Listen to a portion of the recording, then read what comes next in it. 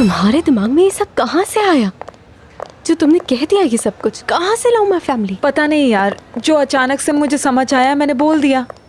उफ, क्या करेंगे अब?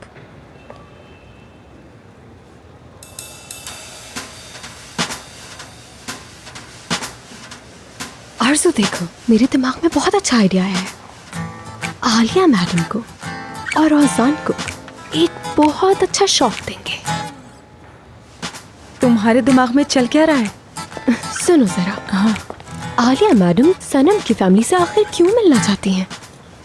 मौके से फायदा उठाने के लिए, और क्यों? और सोचो। हाँ, ओजान और सनम की शादी के लिए। अब मेरी बात सुनो।